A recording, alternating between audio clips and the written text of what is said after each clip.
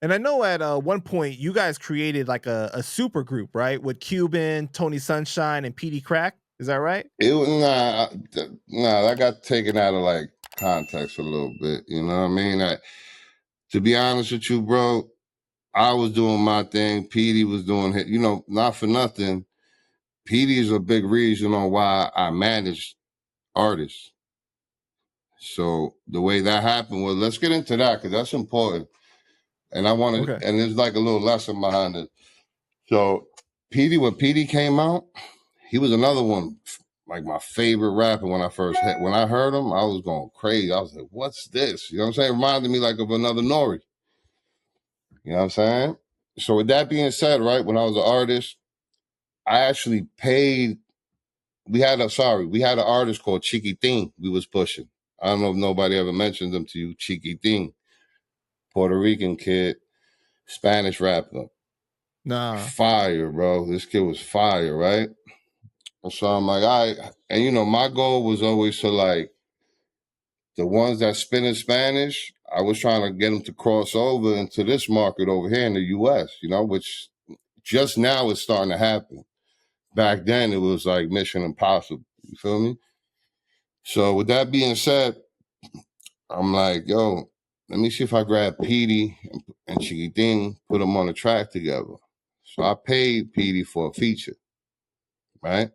Comes out to Long Island. There's footage of this shit somewhere too. Comes out to Long Island, records, does the video, mad cool. You know how when sometimes they say, yo, sometimes when you meet your favorite artist, they don't match your expectations.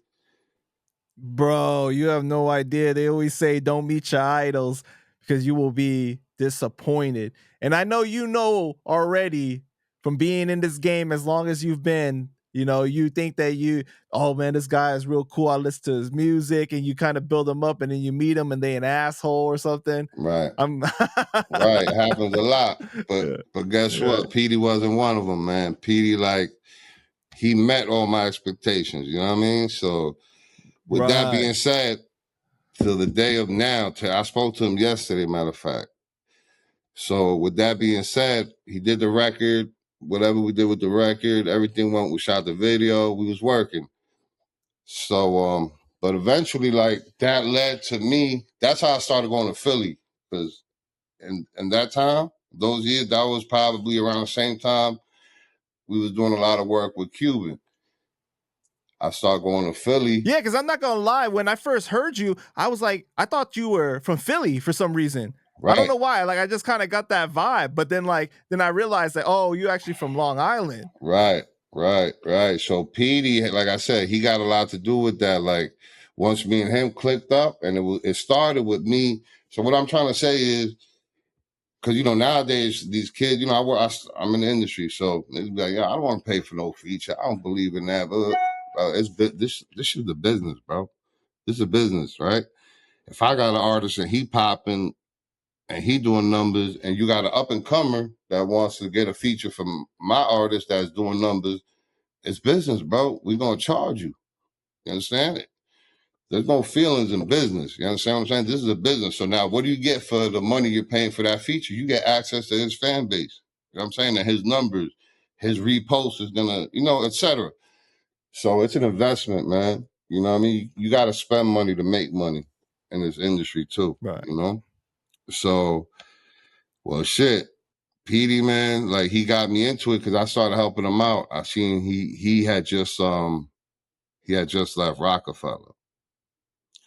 So that's when, you know what I mean? So I noticed he started, you know, I was in a good situation, you know? So I always like to help, man. If I can help, I'm going to help. And that's in every sense of the word. You know, so I started going out to Philly a lot, getting involved with his career, helping him out with a couple of mixtapes he had going on. Shit, we went up to that. He had to get I'll never forget.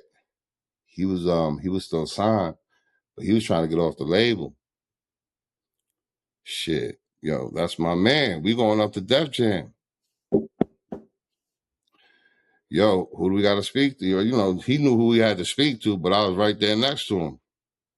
I'm not saying we threatened anybody or did anything we're not supposed to. You understand what I'm saying? But I was right there next to him. I said, yo, whatever it's gonna be, it's gonna be. We're gonna get you up out of that, bro. You know what I'm saying? We gotta get lawyers involved, you know, because this music shit is different. It's not like the streets, man. You feel, don't get it fucked up. Right. Like, do not get it twisted. And that's Them the thing, officers. right? That's the thing with the industry. They like to sell the streets, but as soon as you start to do that real street activity in the industry, that's when they start to blackball you. That's when they start to really shun you That's it. aside, bro. Nobody picking up your calls. Like, you know what I mean? Right. You started wondering why, what happened. Like, bro, you know what happened? I tell people, like, now at this day and time, I could be the mediator. I'm the mediator between my guys in the street and whoever, you know what I mean? Whoever the new artist I got, whatever, and the corporate side. I know how to play that game. It's a fucked up game, and I fucking hate it, but somebody got to have a cool head and a level head, and I'm lawyered up. So what's up? Like, let's do this. You know what I mean? Like, we gonna get what we need out of this. You know what I mean? Right. So then you helped Peedi get out of his record deal. I ain't gonna. I was there for him. You know what I'm saying? I'm not gonna say I helped him Okay. because he had his own attorneys and You shit provided looking into it. support. Yeah, supporting him. Always support. I support that brother till now, till today. You know what I mean? Man, shout out to Peedi Crakk. He's a real one, bro. I talk to him, you know, from time to time, and he's a good brother for real. Yes, sir. Yes, sir. So then you were saying that the Supergroup was really kind of like blown out of proportion. It really wasn't. That wasn't what it was. Yeah. What the?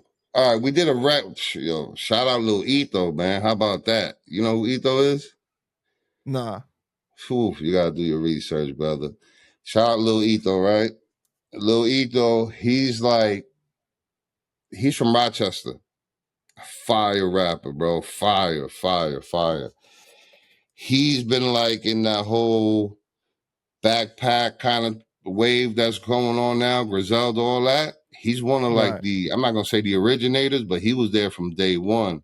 I forget the other dude's name from Rochester too. I think 38 Special. Is it 38 Special? Well, anyway, shout out Lil Etho, because that I think you're referring to that day. You seen the footage of me, Peedi, Tony, Cuban, Lil Etho. We were Right. all in the Bronx one day, and we did a record and we shot a video for it. And yeah, we was talking about doing more stuff, you know what I'm saying? But just never came to, you know? Because I know there was what was that one track? Damn, it feels good to be a gangster, right? Right. Yeah. Is that the one that you're talking about? Exactly. Yeah, that's what I'm talking Okay. about. Mm-hmm. That's the one you see the footage, you know, niggas talking shit or whatever. You know what I mean? As you see, I was mostly Right. quiet. You feel me? Yeah, you was in the background. But you know, not for nothing, but like Tony and Cuba, I think had just like came back together type shit. You know what I mean? If I'm not mistaken, like they had their little issues or whatever, and you know, I think shit was cool. Obviously, shit was cool then. Shout out Right. Mike Beck too, man. Rest in peace, Mike Beck. Rest in peace, Mike Beck, man. That's my brother, man. That's my brother, and he has a lot to do why I fuck with certain individuals. For example, Tony. Yeah, I met him through Cuban, but I also met him through Mike. You know what I'm saying? So that just holds a different. You know what I mean? Mike was sturdy. He stood on shit, and he was a good brother, man. So if he told me Tony's a good one, then Tony's a good one. You know, none of us are perfect, bro. Like you might hear some shit about me. I doubt it, but we not all perfect, bro. You know what I'm saying? So it is what it is.